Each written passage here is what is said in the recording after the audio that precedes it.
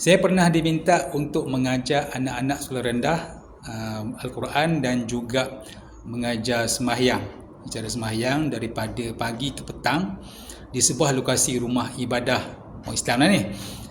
Cuma saya tak nak sebut dia punya secara spesifik ataupun secara tepatnya, benda ni sensitif. Tapi ia di KL lah. Masa tu saya duduk di Bandar Puncak Alam. Daripada Bandar Puncak Alam nak ke KL tu lebih kurang dalam sejam juga. Dan saya kena mengajar pagi ke petang tanpa siapa-siapa yang membantu. Kemudiannya mana ustaz tak ada yang bantu, saya seorang kena handle berpuluh pelajar ni di sebuah lokasi ibadah.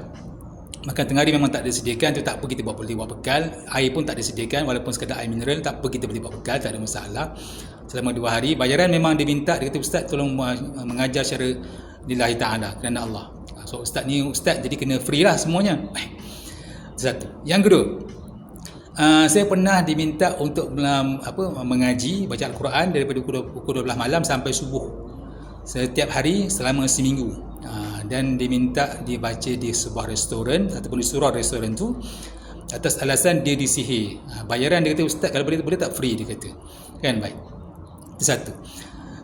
Yang kedua ataupun seterusnya, Abang Syamsul Rau-Rau kita, bekas pelakon atau pelawak, dan sekarang ni dia dah jadi guru mengaji. Dia kata dia terpaksa spend lebih kurang kos banyak 300,000 untuk belajar mengaji selama 10 tahun. Sebab bila dia belajar mengaji, dia terpaksa tinggalkan dunia lakonan dia dan pekerjaan dia, jadi dia kena fokus ataupun sepenuhnya untuk belajar mengaji. Dan dah habis sebanyak 300,000. Yalah dia dah ada anak, ada isteri, jadi dia kenalah bagi nafkah, kan. Baik.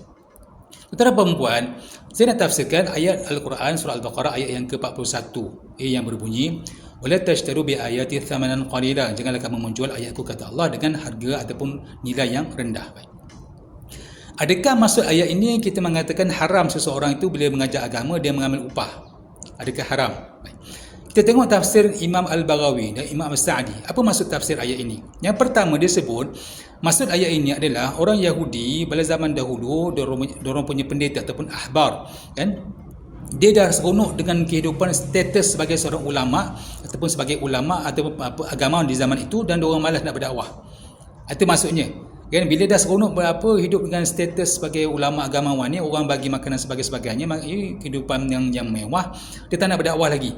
Itu maksud yang pertama. Maksud yang kedua, ahbar ataupun agamawan ni, diorang ni mendapat ilmu Taurat ataupun Injil secara percuma. Jadi Allah kata, janganlah sebab kau dapat ilmu tu secara percuma, so engkau nak meletakkan bayaran. Sebab dapat percuma, janganlah letakkan bayaran pula. Kecuali kalau dia belajar tu dengan kos, lain dah. Itu tak apalah, lain lah. Kan dia boleh minta bayaran balik sebab dia keluarkan kos awalnya. Yang ni tak. Baik. Itu yang kedua. Yang ketiga, maksud tafsir ini kata Imam Al-Baghawi dan juga Imam As-Sa'di yang menyebut bahawa maksudnya orang Yahudi ataupun ahbar ni, diorang masa Nabi datang ke Madinah, diorang tak nak lagi cerita pasal Nabi. Sebab diorang dah senior. Diorang dah lama duduk di Madinah, diorang dah ada status, dah ada tempat, dah ada kedudukan di Madinah. So kalau diorang mengakui bahawa Nabi Muhammad SAW adalah Rasul akhir zaman, hilanglah seniority tu. Macam kita lah, kita duduk di pejabat, kemudian datang junior, so kita nak kena ikut arahan dia, mestilah kita rasa tercabar ke tak? Baik. So itu tafsir Imam Al-Baghawi dan juga Imam As-Sa'di. So bermaksud tak ada masalah meletakkan bayaran yang berpatutan, sebab Al-Quran membenarkan, dan maksud ayat tadi bukanlah mengatakan haram meletakkan bayaran. Baik. Kata ustaz memandai, saya rasa kalau saya memandai, tak kala Imam Baghawi dan Imam As-Sa'di sebut benda yang sama. Baik. Kita tengok pula hadis dalam Sahih Bukhari, hadis yang bernombor 2276. Apa maksud dia? Ataupun dia punya rumusan kisah tu, rumusannya seorang sahabat bernama Sayyidina Abu Sa'id Al-Khudri. Sayyidina Abu Sa'id Al-Khudri, dia pergi dalam satu misi dengan sahabat-sahabat yang lain, oleh Nabi suruh, dan dipendekkan cerita, dia sampai satu tempat, dan tempat tu perlukan orang yang boleh rawat ketua kabilah yang kena sengat, kan. So waktu diorang nak minta ketua kabilah tu ataupun nak minta kabilah tu sambut diorang sebagai tetamu, kabilah tu tak nak, dan akhirnya ketua kabilah tu disengat. Jadi ahli kabilah tu minta tolong daripada sahabat ni. Asal diorang datang minta sebagai tetamu, tak dilayan. Kemudian bila dah kena sengat, tak ada siapa yang boleh tolong, dia minta sahabat untuk tolong. Dan sahabat Sayyidina Abu Sa'id Al-Khudri ni kata, boleh nak tolong dengan syarat bagi 30 ekor kambing. 30 ekor kambing. Baik. Dan orang yang di kabilah itu pun setuju. Dan bila Sayyidina Abu Sa'id Al-Khudri berdepan dengan kabilah itu, dia pun baca Al-Fatihah pada air dan sembuh. Baik. So kalau seekor kambing harga 630 sama dengan 18,000 untuk baca Al-Fatihah sahaja. Dan waktu tu dia bawa kambing tu balik kepada Nabi. Nabi kata kalau boleh kambing tu bagi sedikit pada aku. Jadi Nabi mengakui bahawa kalau kita letakkan bayaran pada Al-Fatihah ataupun Al-Quran yang kita ajar adalah sah, dibenarkan.